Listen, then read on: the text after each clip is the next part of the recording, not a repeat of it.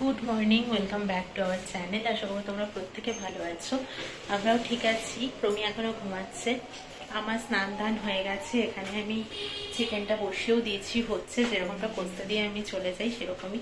Shampoo করারও energy আজকে পেলাম না, আমার চোখ মুখ দেখেই বুঝতে পারছো যে এখনো ডাউনই আছি আর কি। তো বিশ্বাস করো কালকে প্রচন্ড ধকল গেছে, তো ঠিক পাচ্ছিলাম না। আজকে ভাবছিলাম যে ব্লগ শুরু করবো কি করবো না, তারপর ভেবে দেখলাম শুরু তো করি, তারপরে আস্তে আস্তে যেরকমটা যা হবে সেরকম ভাবেই এগোতে থাকবো।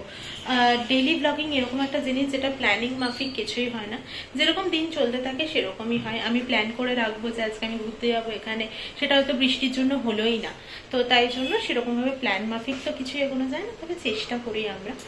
যাই হোক, আজকে প্রমি এখনো ঘুমাচ্ছে, এবার ডাকবো, চা করবো। আমার পুজো টুজো দেওয়ার সমস্যাটা কমপ্লিট হয়ে গেছে। আজকে শুধু মাংসের ঝোল আর ভাত করবো, আর কিচ্ছু করবো না। এখন স্নানে, যেহেতু শুধু মাংসের ঝোল আর ভাত, তাই একটু রায়তা বানালাম।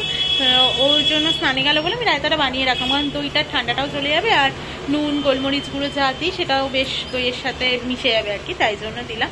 আর প্রচন্ড হাওয়া দিচ্ছে, কখনো রোদ উঠছে কখনো মেঘ করছে, এই তো অবস্থা। আর আজকে তো কলকাতায় আবার রেমাল আসার কথা রয়েছে, ঝড় কি হবে কে জানে বাবা। এইসব ঝড় ঠড় শুনে না খুব টেনশন হয় আর কি, কারণ ঝড় আমার একদম পছন্দ না। যত বৃষ্টি হোক হোক, ঝড়, বিদ্যুৎ চমকানো, বাজ পড়া, এই জিনিসগুলো একদমই পছন্দ নয়।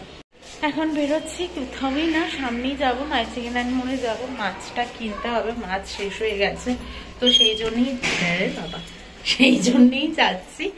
আর নার্সারিতে গিয়ে আমার গাছ কেনার কথা ছিল, এই আমাকে কলকাতা যাওয়ার আগে থেকে বলে যাচ্ছে কিনা গাছ কিনবে কিনবে, তারপরে আসার পরে বলছে কিনা না, যাওয়ার আগে বলে কলকাতা যাবে, তাই জন্য হবে না। এখন ফিরে আসার পর বলে বাড়ি তো চেঞ্জ করবে, ওখানে আদৌ গাছ রাখার জায়গা আছে কিনা। লাকিলি আমি গাছ রাখার জায়গা পেয়ে গেছি ওখানেও। এখন বলছে কিনা ওখানে গিয়ে কিনবো, এখান থেকে টেনে কেন নিয়ে যাবো। না এমন এমন লজিক দেখাচ্ছে না, কি আর বলবো, যে কিনতেই পাচ্ছি না, কিনেই দিচ্ছে না।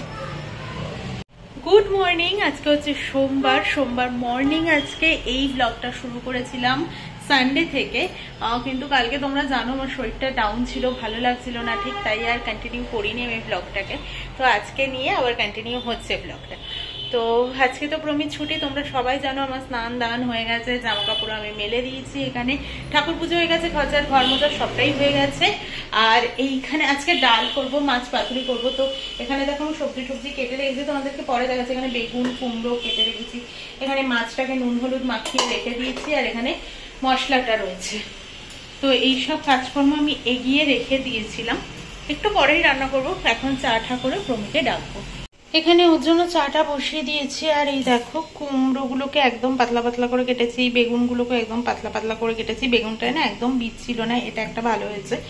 আর 2 পিস করে মাছ নিয়ে নিয়েছি, একটা ওই ঘাড়ার পিসগুলো হয় না, ওই দুটো ছিল, আর দুটো পেটির পিস নিয়ে নিয়েছি।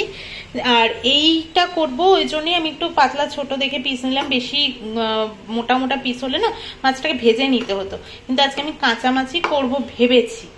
দেখা যাক কি হয়, ভেজে নিলে একটু ভালো হতো, কিন্তু আজকে ইচ্ছে করছে একটু কাঁচা মাছ দিয়ে করে দেখি কি হয়, কারণ অল্প তো হয়ে যাবে। আর এটাতে সর্ষে কাঁচা লঙ্কা এগুলো বেটে নিয়েছি আমি, তো এটা দিয়ে একেবারে মাখিয়ে নেব সবকিছু দিয়ে।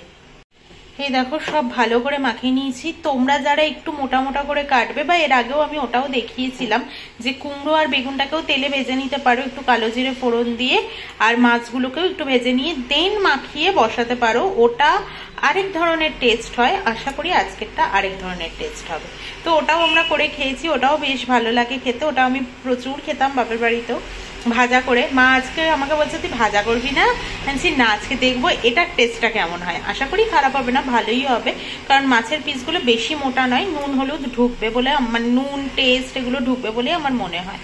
অনেকক্ষণ মাখিয়েও রেখে দিয়েছিলাম মাছটাকে, আর এখনো এই সব কিছু সবজি টবজি নুন টুন পরিমাণ মতো সর্ষের তেল সব দিয়ে আমি মাখিয়ে নিয়েছি। নুন হলুদ পরিমাণ মতো সর্ষের তেল আর সর্ষে কাঁচা লঙ্কা বাটা সেটাকে দিয়েছি, এই দিয়েই ব্যাস মাখিয়ে রেখে দিয়েছি।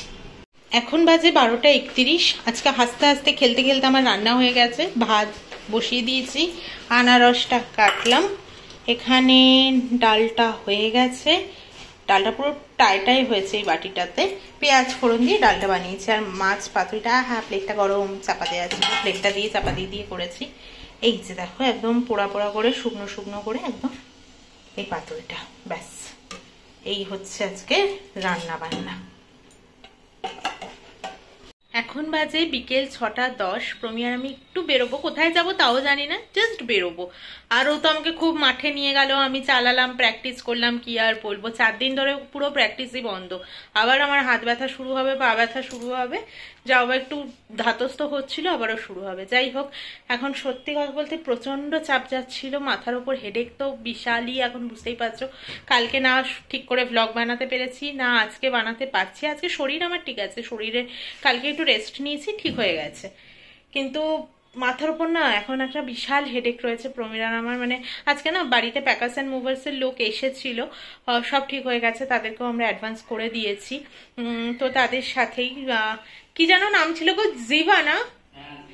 তোমরা যারা এখান থেকে মানে প্যাকার্স অ্যান্ড মুভার্স করতে চাইছো, মানে প্যাকার্স অ্যান্ড মুভার্সের দরকার আছে, তারা একবার দেখতে পারো প্যাকার্স অ্যান্ড মুভার্স জিভা। তো এটা আমাদেরকে স্নেহাশিসদা বলেছিল। আমরা আগে গতিতে খুব এরকম দেখতাম আর কি, মানে গতিটা আমাদের প্রেফার ছিল।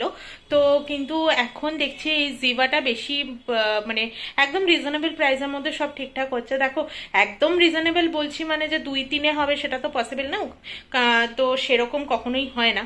আর আমার যেহেতু অনেকটাই রাস্তা, 26 কিলোমিটার মতো তো এখান থেকে, তো ওই জন্য আমাদের ঠিকঠাক লেগেছে। তোমরা যারা এরকম দরকার মনে করো তারা একবার কন্ট্যাক্ট করতে পারো। স্নেহাশিসদা দিয়েছিল এটা খোঁজটা, ভীষণই ভালো লেগেছে আমাদের। তো তাদের সাথেও আজকে কথা হয়ে গেছে, অ্যাডভান্স দিয়ে দিয়েছি। আর দেখেছো কলকাতা থেকে কিন্তু এসে আবার ব্যাকপার্টটা কিছু ওঠায়নি, কারণ আমাদের প্ল্যানিংয়েই ছিল, আমরা বলছিলাম না। তো আবার কষ্ট করে ও উপরে ওঠাবে, আবার নামাবে, তার থেকে থাক, এখানেই থাক।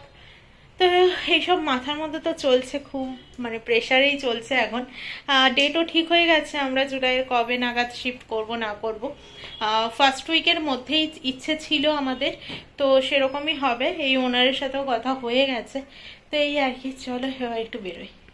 তোমাদেরকে তো আগেই বলেছি আমাদের মাথায় এখন প্রচুর চাপ। এবার প্রমি আমাকে বলছে এইসব চাপ মুক্ত করার জন্য নাকি বেরোতে হবে বাইরে।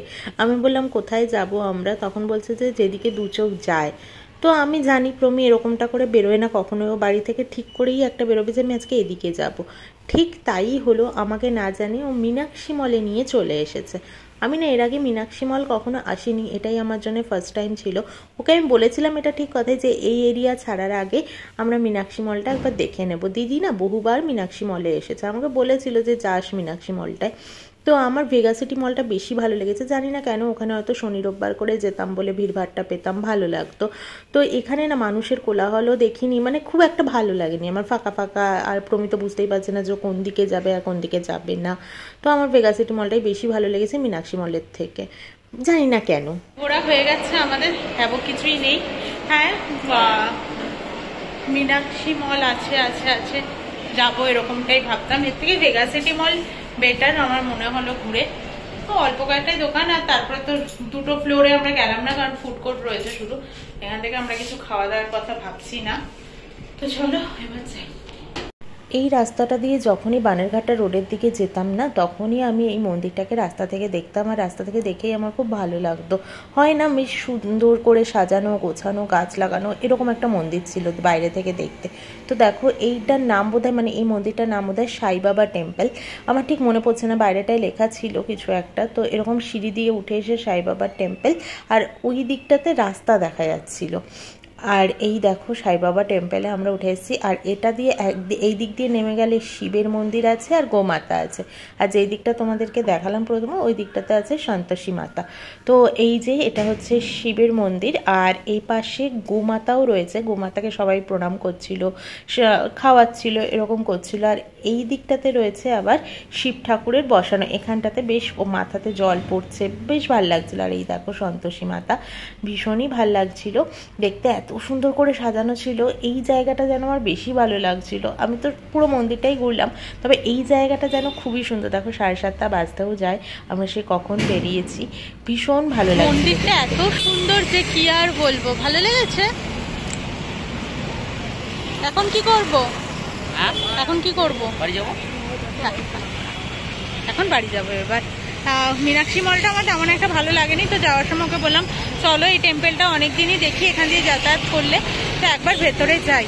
আর দুপুরের খাওয়াটা আজকে কি বলবো, তোমরা একবার ওভাবে মাছটা ট্রাই করো, শুধু আলু ঝিরিঝিরি করে দিয়ে শুধু বেগুন দিয়েও করতে পারো তোমরা ওভাবে। তারপরে যে আমাদের ওখানে কাটোয়ার ডাটা পাওয়া যায়, ওই ডাটা দিয়েও করতে পারো, ভীষণ ভালো লাগে খেতে, একবার করে দেখতে পারো। কাঁচাও করতে পারো, যারা কাঁচা খেতে চাও না মাছ, অনেকেই একটু কেমন লাগে কারোর, তো তারা একটু ভেজে নিতে পারো। জাস্ট ঘরে ঢুকলাম, ঘরে ঢুকে সন্ধে দিলাম আমি। এখন বাজে 8:10। আমি যখনই ঢুকি না কেন তখনই দিই আর কি, রাত্রি 9টা ফটা যাই বাজুক না কেন। এবার দেখো বিকেল থাকতে থাকতে বেরিয়ে গেলে তখন তো আর সন্ধে দেওয়া যায় না। আর আমি না বেরোনোর সময় ঘরে প্রদীপ বা ধূপ জ্বালিয়ে রেখে যাই না, কোনো অঘটন ঘটে যেতেই পারে, বলা তো যায় না, তাই না? তো তাই জন্যে তোমাদেরকে আজকে আর দেখাচ্ছি না, কালকে সকালে দেখাবো। আমার গাছের ভান্ডারে একটা নতুন গাছ আবারও অ্যাড হয়েছে, গোলাপ গাছই এনেছি। প্রমি বললো যে একটা গোলাপ গাছ নাও, তাই ওর আবদারেই নেওয়া গোলাপ গাছটা। আমি ভেবেছিলাম একটু অন্য কিছু নেবো, জিনিয়া লিলি এই ধরনের কিছু একটা নেবো, তো বললো যে না একটু গোলাপি নাও। আর একটাই তো আমাদের গোলাপ গাছ, ওটা পিঙ্ক হোয়াইটই ধরছি আমি, এরকম ফোটে। তো আরেকটা লালের মধ্যে কিছু নিয়ে চলো।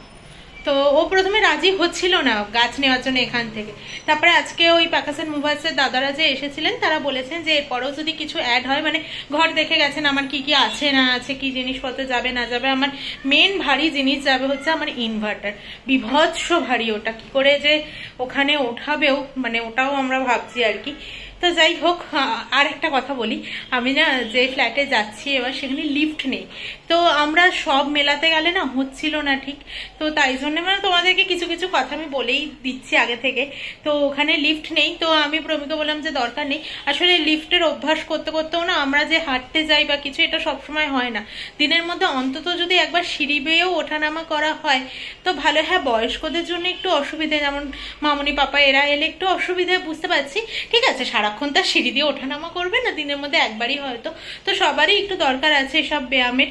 আগেকার মানুষ এত ভালো থাকতো তার কারণ তারা মব ইউজ না করে বসে ঘর মুছতো। আমরা আজকাল একটু বেশি ডিজিটাল হয়ে যাচ্ছি, একটু বেশি স্মার্ট হয়ে যাচ্ছি, সবকিছু এরকমই ইউজ করছি, লিফট ছাড়া আমাদের চলে না।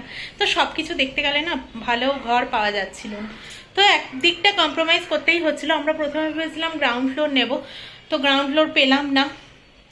আর গ্রাউন্ড ফ্লোর নিতে গেলেও যে কোনো একদিক একটু ব্লক হয়ে যাচ্ছিল, অন্ধকার হচ্ছিল, নয় রান্নাঘর, নয় কোনো ঘর, নয় কোনো ডাইনিং এরিয়ার কোনো একটা দিক, তো এরকম হচ্ছিল।